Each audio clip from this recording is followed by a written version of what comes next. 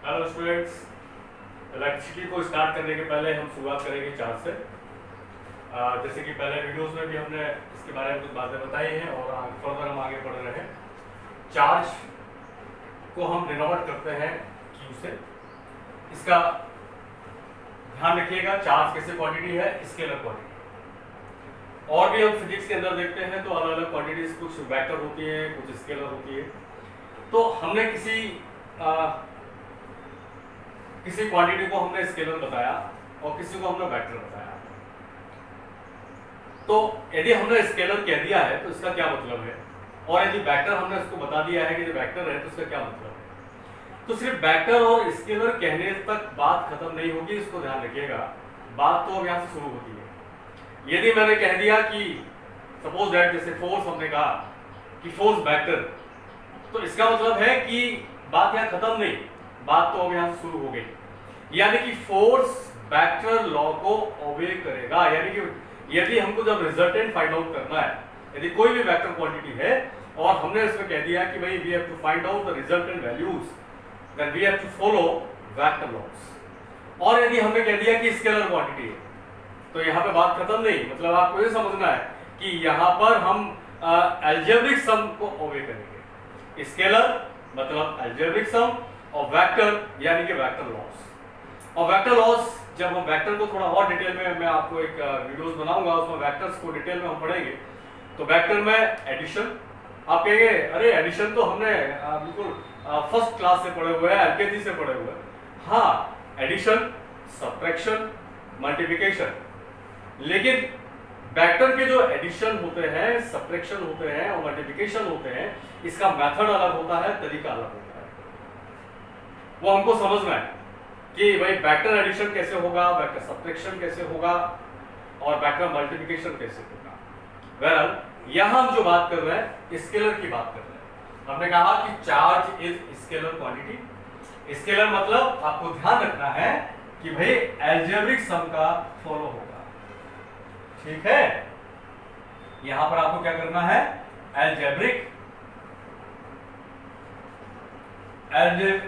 सम आपको फॉलो करना है।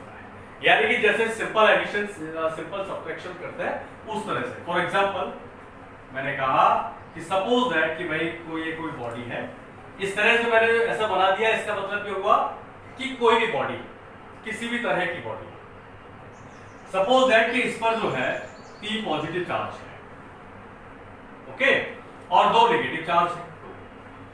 तो टोटल कितना होगा भाई, तो रिजल्टेंट कितना आएगा। तो हम बोलेंगे भाई एक प्लस है एक माइनस है, तो ये तो आपस में कैंसिल हो जाएंगे। फिर एक प्लस है फिर एक माइनस है, तो ये भी आपस में कैंसिल हो जाएंगे। बचेगा क्या, प्लस। यानी हम बोलेंगे कि इस पर जो रिजल्टेंट आएगा वो क्या हो जाएगा, ओनली प्लस, ओके। यानी इस पर एक पॉजिटिव चार्ज होगा। बाय द वे, मैं यहां पर एक नेगेटिव चार्ज और लिख देता तो मैं रिजल्टेंट क्या कहता कि भाई 0।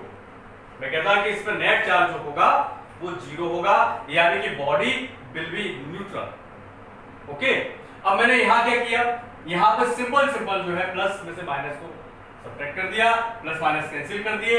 और यहां की बात मैंने कहा तो एक इस पर जो बॉडी में चार्ज रिजल्टेंट बचा वो ओनली 1 प्लस चार्ज बचा, ओके। बाय द वे, मैं कहता कि भाई यहां पे 3 नेगेटिव चार्ज होते और 2 पॉजिटिव चार्ज होते, तो आप बताइए क्या होता। तो आप कहते कि अरे सर यहां 3 नेगेटिव है 2 पॉजिटिव है, तो रिजल्टेंट तो नेगेटिव चार्ज ही होता। तो आप ये समझ गए कि सिर्फ मैंने जो स्केलर लिखा है इसका मतलब ये हुआ कि भाई अलजेब्रिक सम आपको फॉलो करना है। और अलजेब्रिक सम मतलब यहां पर आपको वेक्टर सम की हम बात नहीं करेंगे, ठीक है। सिर्फ इतने से कॉन्सेप्ट से हमने इस बात को समझा है। दूसरी चीज आप देखें, मैं एक दूसरा कॉन्सेप्ट बताऊं। हम कहेंगे कि भाई चार्ज, जब हम किसी बॉडी की बात कर रहे थे, जब मैं किसी बॉडी को चार्ज देता हूं, अब हम कहेंगे कि भाई बॉडी जो है, कोई भी जो बॉडी है, या तो भाई कंडक्टर होगी या इंसुलेटर होगी। अब कंडक्टर में मैंने कहा कि भाई बॉडी है, बॉडी या तो कंडक्टर है या फिर इंसुलेटर है, ओके। अब कंडक्टर है तो हम कहेंगे कि भाई कैसी है, या तो होलो होगी या सॉलिड होगी। भाई यदि हम इसकी बात करें तो कंडक्टर जो बॉडी है वो दो तरह से हमने कह दिया, या तो कैसे होगी, होलो होगी या फिर सॉलिड। तो अभी आप इतना याद रखिएगा कि जब किसी बॉडी को हम चार्ज देते हैं, अब हम कहेंगे कौन सा चार्ज, जब हम किसी बॉडी को चार्ज देते हैं चाहे वो पॉजिटिव चार्ज हो या नेगेटिव चार्ज। क्यों? क्योंकि चार्ज जो है हमने आपको बताया कि दो तरह से है, एक पॉजिटिव और एक नेगेटिव। अब कहा गया कि भाई इनके नाम पॉजिटिव और नेगेटिव ही क्यों रखे और किसने रखे? तो एक साइंटिस्ट थे, उनका नाम था बेंजामिन फ्रैंकलिन। बहुत फ्रैंक है, कैसे थे? फ्रैंक। तो उन्होंने कहा कि भाई मैं फ्रैंक हूं तो इनका नाम जो है पॉजिटिव नेगेटिव जो है होना चाहिए, और किस साइंटिस्ट है? Benjamin Franklin. Benjamin Franklin, note down करते जाइएगा। Charge is denoted by Q and the types of charge, there are two types of charge, positive and negative, and the name of positive and negative charge was given by scientist Benjamin Franklin। बहुत Frank थे, आपको याद हो जाएगा। Okay, next point you have to remember, the charge is scalar quantity, that is you will have to obey algebraic sum। जब भी मैं जिसकी भी मैं बात करूंगा, बाय द वे जैसे हम मैकेनिक्स पढ़ते हैं तो मैं वहां कहूंगा कि भाई वेलोसिटी इज वेक्टर क्वांटिटी और स्पीड इज स्केलर क्वांटिटी। याद रखने के लिए मैं आपको बता दूं, S फॉर स्पीड हम लिखते हैं और V फॉर वेक्टर लिखते हैं और V फॉर वेलोसिटी लिखते हैं। तो बड़ा कितना आसान है, कभी कभी जैसे हम कंफ्यूज होंगे कि क्या है S फॉर स्पीड और S for scalar quantity, V for velocity and the V for vector quantity. मुझे लगता है आप कभी भी कंफ्यूजन वाली बात ही नहीं रहेगी। Speed is scalar quantity and the velocity is vector quantity. तो जब हमको रिजल्टेंट फाइंड आउट करना है, टोटल फाइंड आउट करना है, तो हम स्पीड की बात करेंगे तो हमको अलजेब्रिक सम करना है, जो आपने बचपन से सिंपल एडिशन सब्ट्रैक्शन पढ़े उस तरह से। कितना इजी है। और जब मैं वेलोसिटी की मैं बात कर रहा हूं तो हमने कहा अरे V for velocity, V for vector. अरे इसका मतलब है कि इसमें वेक्टर सबको फॉलो करना है, वेक्टर लॉ को ओबे करना है। अब हम कहेंगे सर ये वेक्टर लॉ को मैंने कहा कि उसमें भी एडिशन, सब्ट्रैक्शन और मल्टीप्लिकेशन है, लेकिन उसका मेथड थोड़ा सा डिफरेंट है। क्यों? क्योंकि वेक्टर में हम मैग्नीट्यूड के साथ साथ हम डायरेक्शन की भी बात करते हैं, यानी कि हमें कैलकुलेशन मैग्नीट्यूड के साथ साथ डायरेक्शन की भी करनी होती है। तो हम आपको वेक्टर के लिए एक अलग से एक वीडियो बनाएंगे, उसमें समझाएंगे। क्यों? क्योंकि पूरी फिजिक्स के अंदर विदाउट वेक्टर सबको भाई जब तक मैथमेटिक्स नहीं समझेंगे वेक्टर, क्योंकि बार बार हमने पढ़ने वाले हैं कि ये वेक्टर क्वांटिटी है, ये स्केलर क्वांटिटी है, और हम ये समझ ही नहीं रहे कि वेक्टर क्वांटिटी है मतलब करना क्या है। हमने चलो ये समझ लिया कि वेक्टर है तो वेक्टर लॉस को फॉलो करेंगे, तो वेक्टर लॉ होते कैसे? हमने कहा कि वेक्टर लॉ एडिशन है, सब्ट्रैक्शन है, मल्टीप्लिकेशन है, तो वो करते कैसे हैं? तो इसके लिए हमको एक अलग से हमको वेक्टर को हमको समझने की आवश्यकता है, जिसको कि हम एक सेपरेट वीडियो में हमको पढ़ाएंगे। बहरहाल हमने कहा कि भाई चार्ज इज स्केलर क्वांटिटी, और जहां स्केलर आ गया वहां अलजेब्रिक सम आपको करना है। फॉर एग्जांपल मैंने बताया कि भाई सिंपल, जैसे कि भाई मैंने कहा कि कोई बॉडी, मैंने इसको 3 पॉजिटिव दिए 2 नेगेटिव दिए, तो बचा क्या? ये कैंसिल हो गए, बचा क्या? 1 पॉजिटिव। इसको हम तमाम एग्जांपल से हम लोग समझ पाएंगे। 3 नेगेटिव दे दिए 2 पॉजिटिव, तो बचेगा नेगेटिव। 3 पॉजिटिव 3 नेगेटिव 0, मतलब बॉडी विल बी न्यूट्रल। अब मैं यहां यूं कह रहा हूं कि बॉडी को चार्ज दिया, तो हम कहेंगे कि भाई बॉडी को चार्ज देते तो क्या, कौन सी बॉडी, कैसी बॉडी? तो भाई बॉडी जो है कंडक्टर भी हो सकती है, इंसुलेटर भी हो सकती है।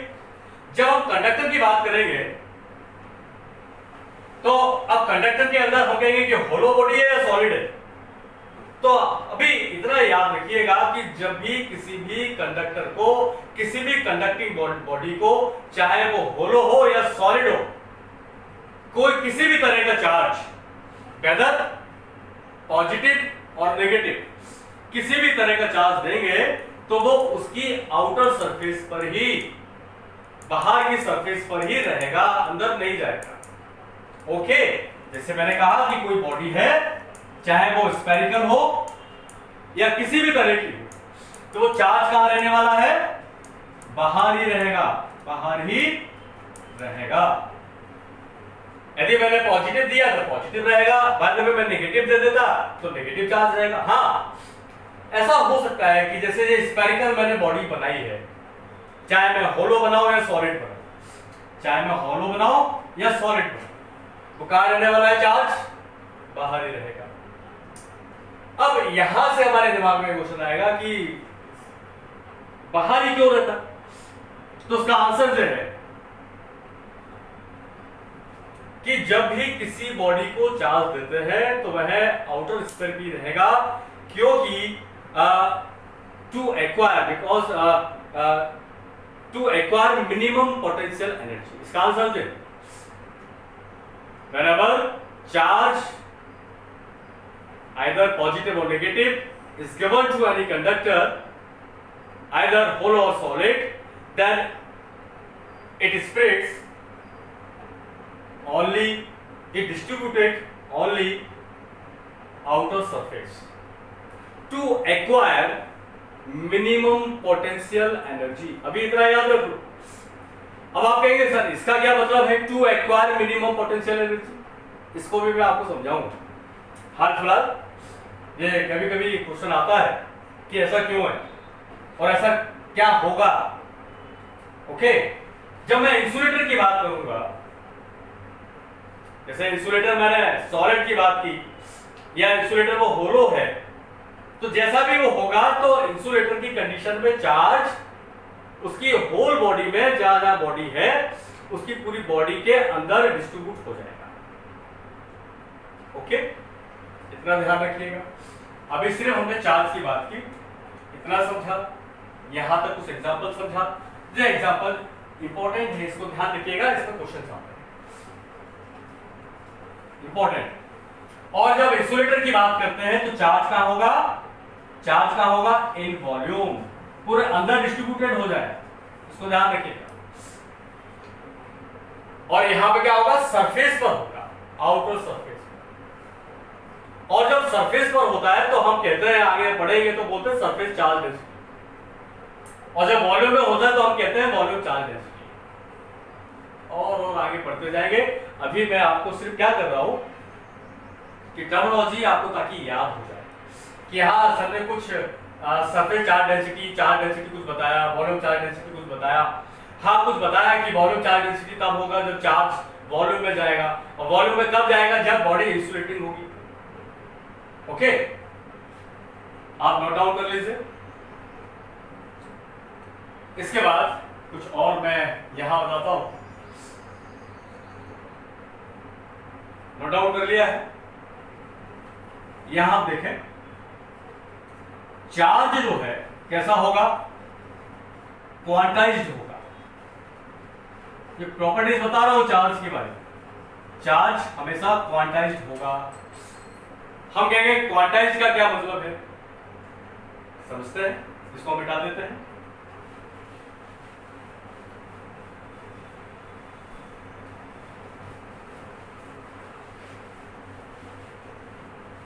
अब चार्ज क्वांटाइज होगा, इसका क्या मतलब हुआ? इसका मतलब हुआ, एक फार्मूला याद रखिएगा, Q is equal to plus minus N. अभी याद रखिए, Q is equal to plus minus N, where Q क्या है? चार्ज। चार्ज कैसी क्वांटिटी है? स्केल। एन, एन क्या है? Number of electrons.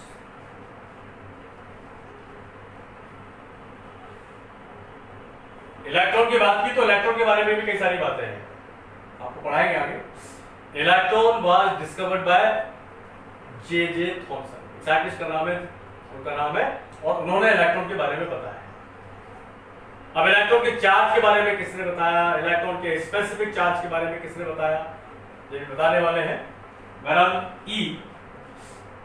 ई जब हम इलेक्ट्रॉन के चार्ज के बारे में बात करते हैं, इलेक्ट्रॉन के चार्ज के बारे में बात करते हैं, तो इसको डिनोट करते हैं स्मॉल ई से, चार्ज ऑफ एन इलेक्ट्रॉन। अब इलेक्ट्रॉन कहां से आ गया, तो जब हम एटॉमिक स्ट्रक्चर की बात करते हैं तो वहां एटम की बात करते हैं। जब हम एटम की बात करेंगे तो हम उसके जो पार्टिकल्स हैं, फंडामेंटल पार्टिकल यानी कि मोटे तौर पे इनको पढ़ना है, बाकी और भी पार्टिकल्स हैं कि भाई इलेक्ट्रॉन है तो उसके एक अपोजिट पार्टिकल होगा, पॉजिट्रॉन होगा, और भी कई सारे पार्टिकल्स हैं, लेकिन जो फंडामेंटल पार्टिकल्स हैं हम कहते हैं इलेक्ट्रॉन, प्रोटॉन और न्यूट्रॉन। प्रोटॉन न्यूट्रॉन हम कहते हैं कि भाई एटम में न्यूक्लियस है जो सेंट्रल पार्ट है, उसमें प्रोटॉन और न्यूट्रॉन है, और जो आउटर ऑर्बिट है जहां पर इलेक्ट्रॉन चक्कर लगा रहे हैं, रिवॉल्व हो रहे हैं, वो इलेक्ट्रॉन है। और इलेक्ट्रॉन और प्रोटॉन की बात करते हैं तो इलेक्ट्रॉन और प्रोटॉन पर चार्ज होता है, और जिस पर चार्ज होगा, ध्यान रखिएगा, उस पर मास जरूर होगा, और जरूर नहीं है कि जिस पर मास हो उस पर चार्ज होगा ही होगा। ओके, इसको ध्यान रखिएगा। अब हम देखेंगे इसके वैल्यूज, चार्ज ऑफ इलेक्ट्रॉन। तो इलेक्ट्रॉन का चार्ज और प्रोटॉन का चार्ज इक्वल है। ओके, इलेक्ट्रॉन का चार्ज और प्रोटॉन का चार्ज इक्वल है, बस डिफरेंस किसका है, इलेक्ट्रॉन का चार्ज नेगेटिव और प्रोटॉन का चार्ज पॉजिटिव। तो इसका चार्ज होता है -1.6 इंटू 10⁻⁻⁻19, और चार्ज का जो यूनिट है उसको हम डिनोट करते हैं सी से, कभी कभी किसी बुक्स में CB भी डिनोट करते हैं, कूलम। ओके, मैंने लिखा charge is quantized, that is number of electrons. Number of electrons कैसा होगा भाई, या तो एक होगा, या तो एक इलेक्ट्रॉन निकला होगा, या दो निकले होंगे, या तीन निकले होंगे, या चार निकले होंगे, या आए होंगे। ऐसा नहीं होगा कि भाई एक इलेक्ट्रॉन निकल गया और आधा फंसा रह गया और आधा निकल गया, ऐसा नहीं होगा। इलेक्ट्रॉन के टुकड़े नहीं होने वाले। हालांकि इलेक्ट्रॉन को भी और डिटेल में जाते हैं कि इलेक्ट्रॉन कौन से पार्टिकल से मिलकर बना है, तो मैं आपको बताऊंगा कि इलेक्ट्रॉन के भी कई सब पार्टिकल्स हैं जिनको हम क्वार्क कहते हैं। बहरहाल जब किसी बॉडी से एक इलेक्ट्रॉन निकलेगा तो एक पॉजिटिव चार्ज आएगा, दो इलेक्ट्रॉन निकलेंगे तो दो पॉजिटिव चार्ज आएंगे। तो भाई निकलेंगे तो एक इलेक्ट्रॉन या दो इलेक्ट्रॉन या तीन इलेक्ट्रॉन या चार, इसी तरह से या तो एक आएगा या दो आएंगे या तीन आएंगे। यानी कि जो नंबर ऑफ इलेक्ट्रॉन्स या एन जो बोलने वाले हैं वो इंटीजर नंबर होगा। क्या होगा, इंटीजर नंबर। इंटीजर नंबर मतलब क्या होगा भाई, 1 होगा या 2 होगा या 3 होगा या 4 होगा। ओके,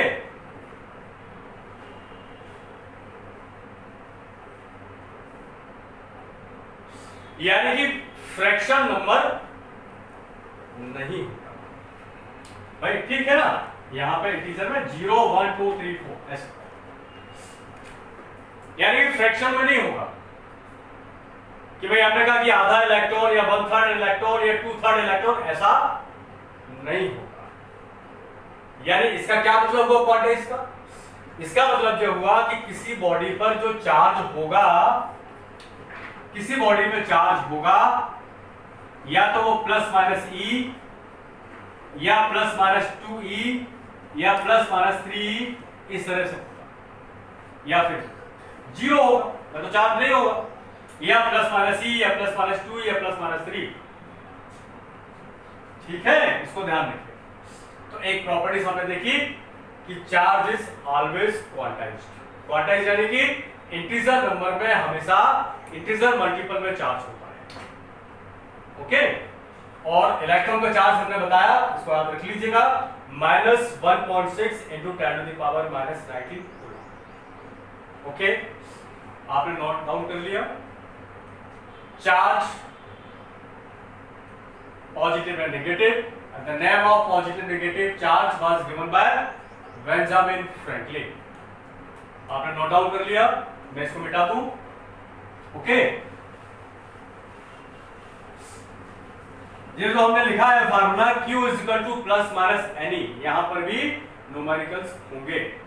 ठीक है, नेक्स्ट पॉइंट में बताऊं आपको, हम बात कर रहे थे यूनिट की, बार बार बात कर रहे हैं, तो हम लिख देते हैं यूनिट ऑफ चार्ज। चार्ज का यूनिट क्या है भाई, इसको नोट डाउन कर लेते हैं।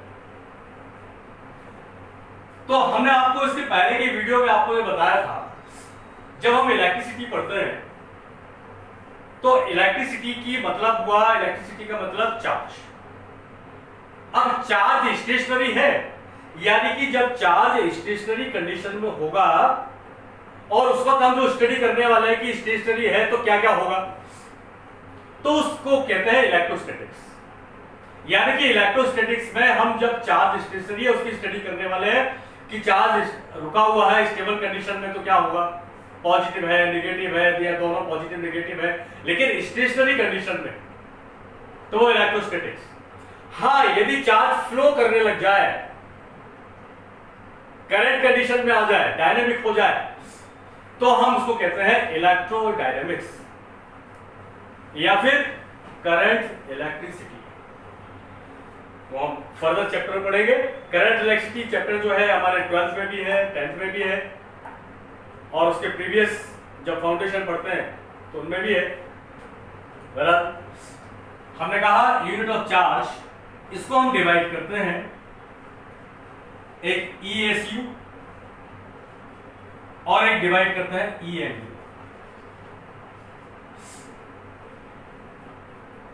ESU का फुल फॉर्म लिखते हैं हम इलेक्ट्रो स्टैटिक यूनिट, यहां हम लिखते हैं इलेक्ट्रो मैग्नेटिक यूनिट। हमने कहा कि भाई सर जे ESU का पढ़ने वाले, इसको हम पढ़ने वाले हैं जब चार्ज कैसा होगा, बताइए, चार्ज होगा स्टेशनरी। ओके,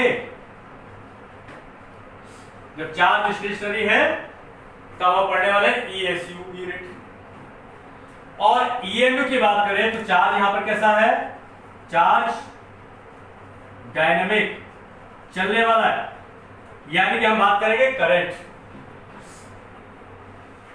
ओके, अब एक बात याद रखना कि जब चार्ज मूव करता है, जब चार्ज फ्लो करता है, तो उस वक्त दो फील्ड पैदा होती है, एक इलेक्ट्रिक फील्ड, यहां से कॉन्सेप्ट समझ में आ रहा है, मैं यहां पे लिख दे रहा हूं कि जब चार्ज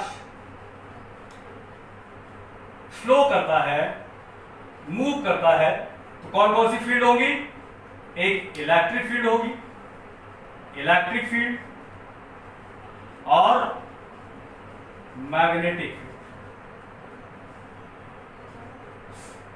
ये भी क्वेश्चन आ जाता है, इंपॉर्टेंट, ध्यान रखिएगा। When charge moves, then which field is produced? हम बोलेंगे both। यदि और भी कोई दिए तो वो नहीं, हम बोलेंगे इलेक्ट्रिक एंड मैग्नेटिक फील्ड को। When charge moves, then electric and magnetic field is produced. Okay? When charge is stationary, तो क्या होगा? Only electric field is produced. Only electric field is produced. इसको ध्यान रखिएगा।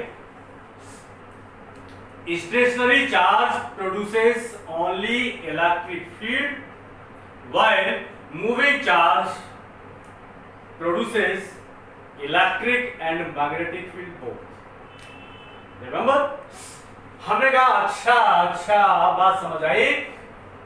चार्ज यदि मूव कर रहा है तो इलेक्ट्रिक और मैग्नेटिक, इसके नाम में समझ में आ रहा है, इलेक्ट्रोमैग्नेटिक यूनिट। इसलिए इसको बोलते हैं इलेक्ट्रोमैग्नेटिक। यानी कि समझ में आ रहा है वो, जब हम ईएमयू यूनिट की बात करेंगे तो चार्ज मूव कर रहा होगा, या उल्टा बोले कि जब चार्ज मूव कर रहा होगा तब हम ईएमयू यूनिट यूज करेंगे। इसी तरह से जब चार्ज स्टेशनरी होगा तो ओनली इलेक्ट्रिक फील्ड होगी, इसलिए कहते हैं इलेक्ट्रोस्टैटिक।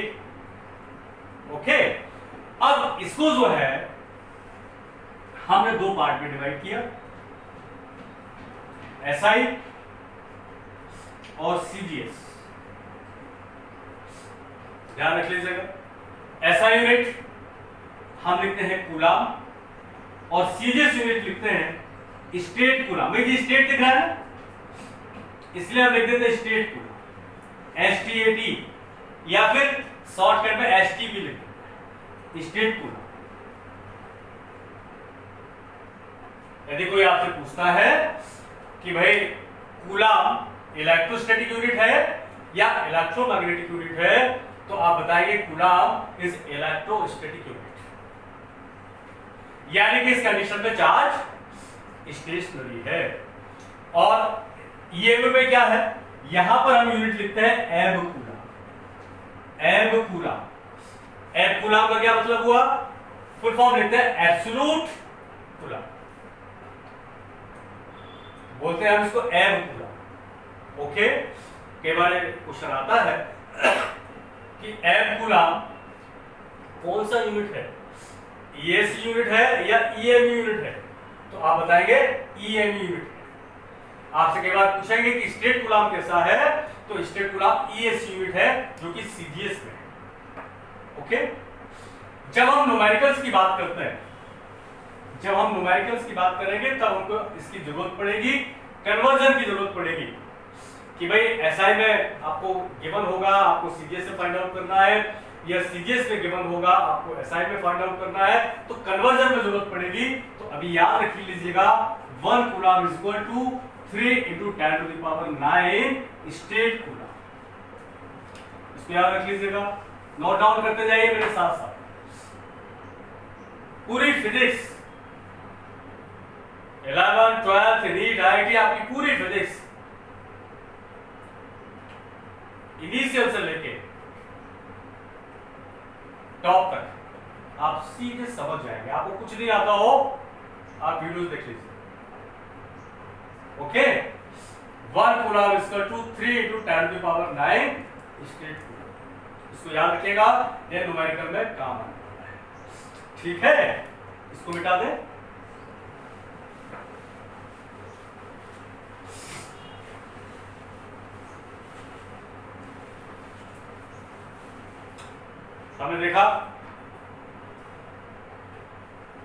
हमने देखा चार्ज स्केलर क्वांटिटी है, मैं नटसेल में लिख रहा हूं, scalar Q is equal to plus minus any. ये फार्मूला क्या है, चार्ज इज क्वांटाइज्ड। फिर थर्ड मैंने बताया unit ESU and EMU। ESU में हमने SI और CGS, SI में हमने बताया भाई कूलाम, यहां बताया स्टेट कूलाम, और यहां रिलेशन बता दिया 1 coulomb equal to 3 × 10⁹ state coulomb. EMU में हमने कह दिया कि 1 एब कूलाम। रिलेशन में कहूं तो उसको नोट डाउन कर लेना, 1 abcoulomb is equal to 10 coulomb होता है। इसको ध्यान रखिए, इंपॉर्टेंट। यानी कि एब कूलाम जो है कूलाम की से 10 टाइम्स बड़ा होता है, 10 टाइम्स। ओके,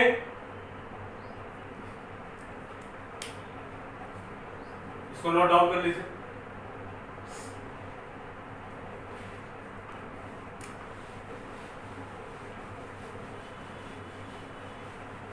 चार्ज के बारे में हमने पढ़ा, और मुझे लगता है आपको चार्ज काफी थोड़ा बहुत याद हुआ होगा। और आगे देखें, एक इंपॉर्टेंट चीज लिख लीजिएगा नोट करके।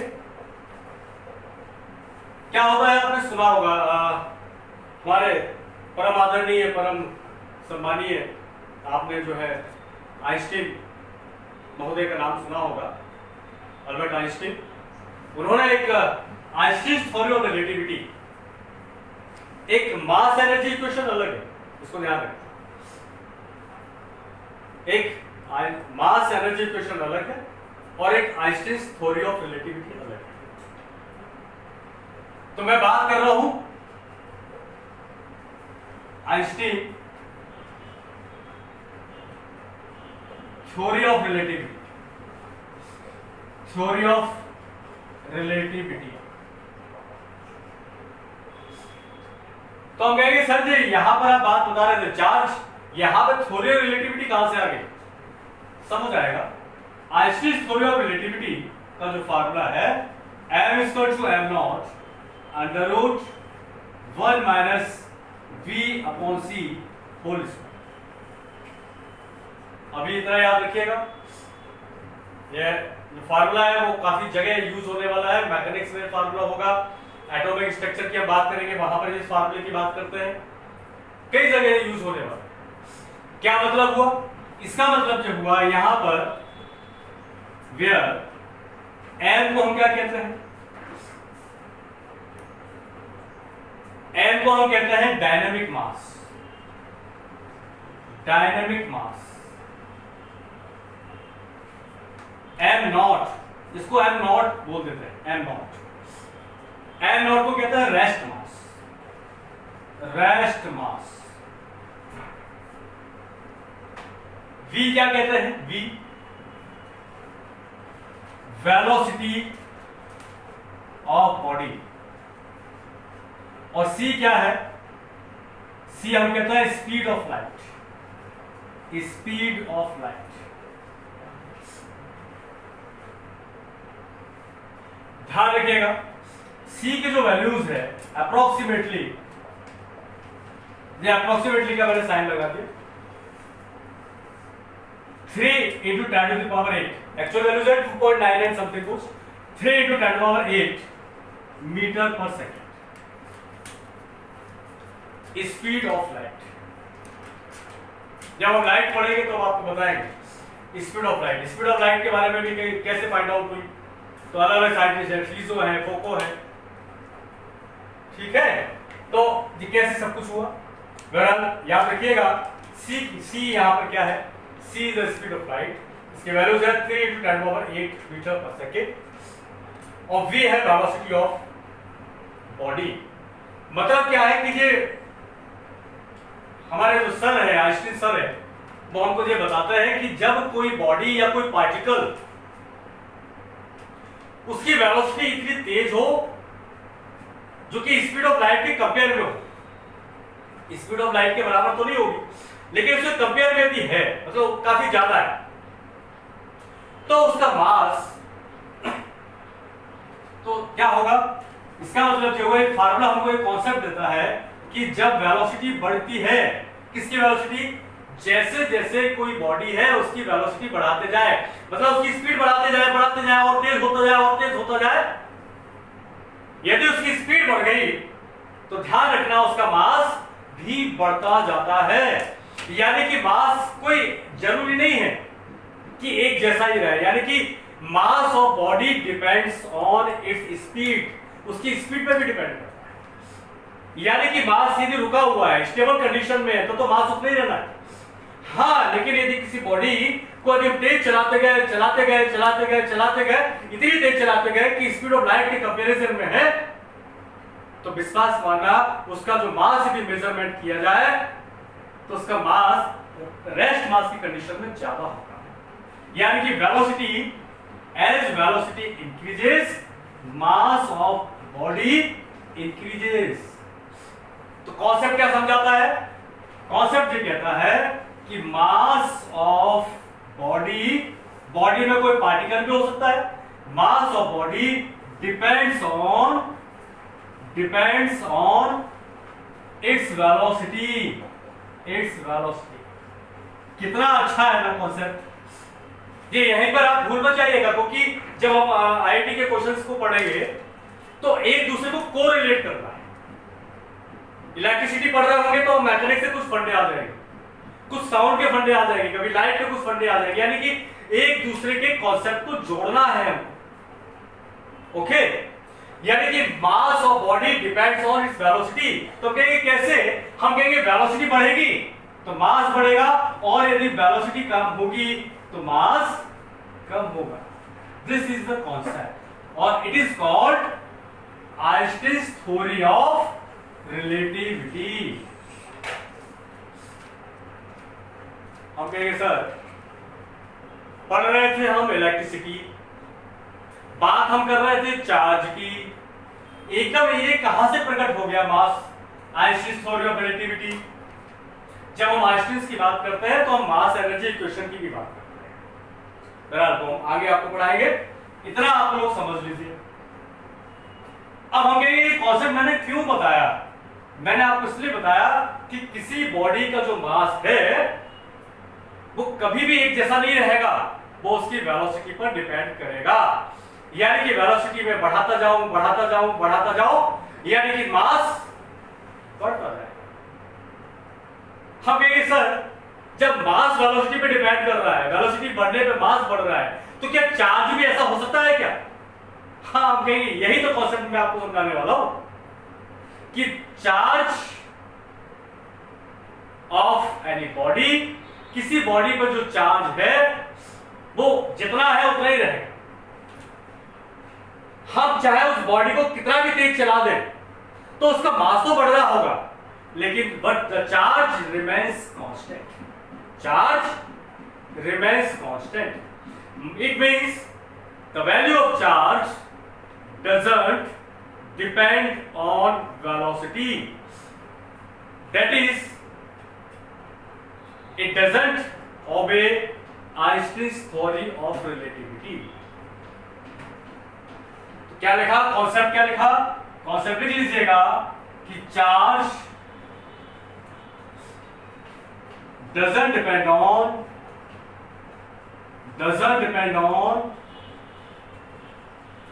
its velocity, but the mass of body depends on its velocity. कैसे निकला? आइंस्टीन्स थ्योरी ऑफ रिलेटिविटी, इसको पढ़ा। कहीं सर ने ज्यादा समझ लिया है, कोई बात नहीं, अभी हमने ज्यादा समझाएंगे। जितनी बातें बताई है अभी इतना दिमाग में सेट कर देता। ओके, क्योंकि मैंने अभी आइंस्टीन थ्योरी ऑफ रिलेटिविटी को नहीं बताया। जब मैं नेक्स्ट वीडियो में जब इसको समझाऊंगा डिटेल में तो आप कहेंगे कि अच्छा ओके, लेकिन अभी सिर्फ आप फार्मूला क्या m0 रेस्ट मास, यानी कि मास जब रुका हुआ है तब क्या? जब कोई बॉडी रुकी हुई है तो उस कंडीशन में मास, और जब कोई बॉडी चल रही है तो उस कंडीशन में डायनेमिक। तो कॉन्सेप्ट मैंने आपको जो समझाया है, दिस इज इंपॉर्टेंट कि charge doesn't depend on its velocity. Note down कर लिया? मैं इसको मिटा दूं। नेक्स्ट थोड़ा सा रिवाइज करते हैं। मैंने आपको बताया था एक प्रीवियस वीडियो में, बड़ा अच्छा सा मैंने आपको एक कोडिंग बताई थी, साथ साथ में मैं आपको कुछ कोडिंग भी बताऊंगा जिससे कि बड़ा आसान होगा आपको। बड़े बड़े जो ऑब्जेक्टिव है जिनमें थोड़ा कंफ्यूजन होते हैं, मैंने आपको बताया था कि भैया एक याद कर लीजिएगा MCMG। मैं जो पुराना रिवाइज कर रहा हूं, यानी कि एक भाई साहब को याद कर लीजिएगा, नरेश चंद्र मोहन गुप्ता। गुप्ता जी है, कैसे क्या नाम है उनका गुप्ता जी का? Naresh Chandra Mohan Gupta. And for nucleus force, C for Coulomb force, M for magnetic force और G for gravitational force। तो कौन से भैया बड़े हैं? न्यूक्लियर फोर्स, उससे छोटे भैया कूलम्ब फोर्स, उससे छोटे भैया मैग्नेटिक फोर्स, और सबसे छोटे भैया ग्रेविटेशनल फोर्स। ओके, यानी कि जो सबसे छोटे भैया है इसको हम इसको बोलेंगे बिग फोर्स। छोटे हैं अभी, ये सबसे बड़े हैं तो जी स्ट्रॉन्ग फोर्स। ये मैं पुराना रिवाइज करा रहा हूं, ऑब्जेक्टिव में आपको काम आने वाला है कि which force is greater? Nuclear force. Okay, now अब इस चैप्टर को, आज इस वीडियो को अभी खत्म करने के पहले मैं आपको एक कोड आज मैं बता रहा हूं। हर वीडियो में मैं आपको कुछ ना कुछ कोड बताऊंगा, तो आपको समझ आएगा, आपको बड़ा इंटरेस्टिंग लगेगा। एक देखिए, एक आप याद रखिएगा PP, ओके, एक याद रखिएगा EE, एक याद रखिएगा PE। क्या कीजिए, क्या है, अरे समझ लीजिए, यहां पर है, याद रख लीजिएगा, मैंने यहां लिखा 36, यहां लिख लीजिएगा 39 और यहां लिख लीजिएगा 43। ठीक सर जी, क्या है, आप यहां पर 10 लिख दीजिए, यहां 10 लिख दीजिए, यहां 10 लिख दीजिए। क्या कीजिए, क्या है, आप यहां लिख दीजिए ये जो है FE upon FC, value of FE upon FC। मतलब क्या हुआ, FE मतलब इलेक्ट्रिक फोर्स। अब इलेक्ट्रिक फोर्स क्या चीज है, हम बोलेंगे इलेक्ट्रिक फोर्स मतलब दो चार्जेस के बीच में फोर्स। इसको किसने बताया, कूलॉम साइंटिस्ट ने बताया। और कूलॉम साइंटिस्ट ने भी तो कुछ एक्सपेरिमेंट किए ही होगा ना फोर्स फाइंड आउट करने के लिए। उस एक्सपेरिमेंट का नाम है टॉर्सन बैलेंस एक्सपेरिमेंट। क्या, टॉर्सन बैलेंस। क्या सर वो क्या है, बताएंगे बताएंगे कैसे। Electric force Fg, gravitational force. इसके कैलकुलेशन में आपको बताऊंगा, लेकिन अभी मैं आपको ऐसा याद कर रहा हूं कि आपने ऑब्जेक्टिव देखा और टिक किया, ऑब्जेक्टिव देखा और टिक किया, okay. Fe upon Fg, Fe upon Fg किसका, यहां पर जो P है, P का मतलब है प्रोटॉन, P का मतलब प्रोटॉन, E का मतलब इलेक्ट्रॉन, तो P फॉर प्रोटॉन और E फॉर इलेक्ट्रॉन, ओके। कितना आसान है, अरे 36 हमने इसमें 3 इंक्रीज कर दिए तो 39, इस 39 में 4 इंक्रीज कर दिए 43। अरे कितना आसान, इसमें कर दिए +4 लोगे। हम कहेंगे सर 36 कैसे याद रहे, तो क्या होता है, एक एग्जांपल मैं आपको दे रहा हूं। होता क्या है कि जनरली जैसे जनरल एक टेंडेंसी रहती है, और एक फैमिली की मैं बात करूं तो फैमिली में होता क्या है कि मदर और बेटे में की केमिस्ट्री बहुत अच्छी होती है, लेकिन फादर और बेटे में थोड़ा सा क्या रहता है, 36 का आंकड़ा रहता है, थोड़ा सा 36, यानी कि पापा से कैसा आंकड़ा रहता है, 36 का आंकड़ा रहता है। 36 मतलब 36, ओके। जस्ट रिमेंबर, आपको एकदम क्लिक करने के लिए, क्यों, क्योंकि कोई चीज आपको मेमोराइज करना है तो एक कहानी आपको बनानी है, ठीक है ना। तो पापा से कैसा आंकड़ा रहता है, आप चाहे तो ये लिख लें ऐसे, पापा से 36 का आंकड़ा रहता है, चाहे तो आप हिंदी में से लिख लें, तो याद रहे तो ठीक है। तो इससे आपको याद आ जाएगा, जैसे कि भाई मैंने आपसे बात कही कि अच्छा अब इसका मतलब क्या हुआ, इसका क्वेश्चन कैसे आने वाला है। क्वेश्चन ऐसे आने वाला है कि भाई कि दो प्रोटॉन हैं, किसी डिस्टेंस पर रखे हुए हैं, वो डिस्टेंस कुछ भी दे सकते हैं, कुछ भी कहते हैं कि भाई वो इतनी इतनी डिस्टेंस पे दो प्रोटॉन है, तो इनके बीच में चूंकि इसमें चार्ज भी होता है, चार्ज भी है, तो इन पर जो है इलेक्ट्रिक फोर्स लगेगा, और चार्ज होता है तो चार्ज के साथ में मास भी होगा, तो इनके साथ में जो है ग्रेविटेशनल फोर्स भी लगेगा। यानी कि दो प्रोटॉन है, किसी डिस्टेंस पर है, तो उन पर इलेक्ट्रिक फोर्स और ग्रेविटेशनल फोर्स दोनों एक्ट करेंगे। जब दोनों एक्ट करेंगे तो उस कंडीशन में इलेक्ट्रिक फोर्स और ग्रेविटेशनल फोर्स में रेशियो कितना होगा? एक तो तरीका ये है कि भाई हम इसे कैलकुलेशन करेंगे। इलेक्ट्रिक फोर्स कूलॉम्स लॉ का फार्मूला लगाएंगे 1/4 पाई एप्सिलॉन के q1 q2 by r square. फिर Fg ग्रेविटेशनल फोर्स का फार्मूला हम करेंगे, capital G m1 m2 upon r square. Values put up करेंगे, कैलकुलेशन करेंगे, इसको कैंसिल करेंगे, तो it will take some time.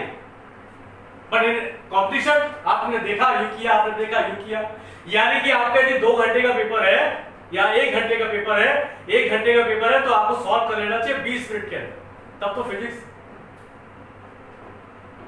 ऐसा पॉसिबल है। आप इसको वीडियोस को देखते जाएंगे और आप देखेंगे कि ऑन टिप्स फिजिक्स कैसे होती है, यानी कि मैं आपको सिर्फ खटखटाता जाऊंगा, नॉक करता जाऊंगा, आप फिजिक्स बोलते जाएंगे।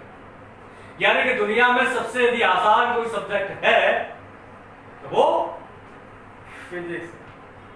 ओके, तो मैं एक क्वेश्चन मैंने आपको बताया कि 2 proton, if 2 protons are separated by some distance, then you have to find out the ratio of Fe upon Fg।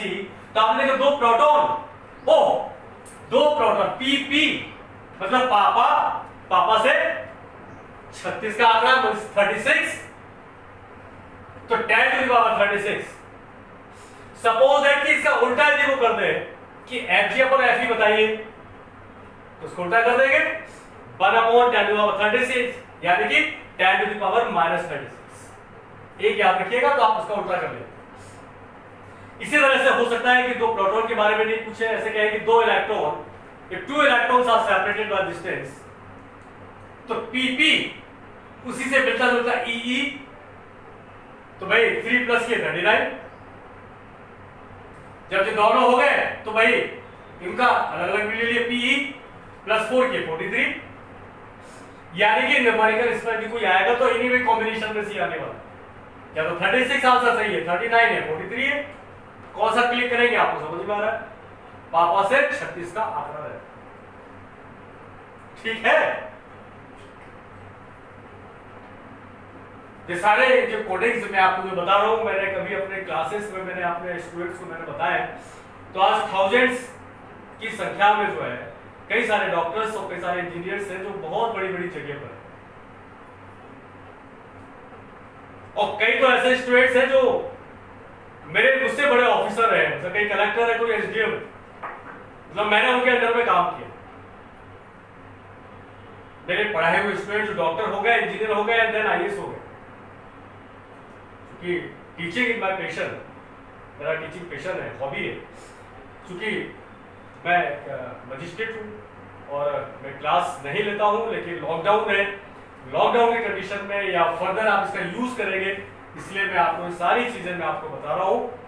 तो आप ये सारे नॉलेज को लेते जाइए, आपकी फिजिक्स इतनी स्ट्रॉन्ग होने वाली है, तो आपको समझ आएगा।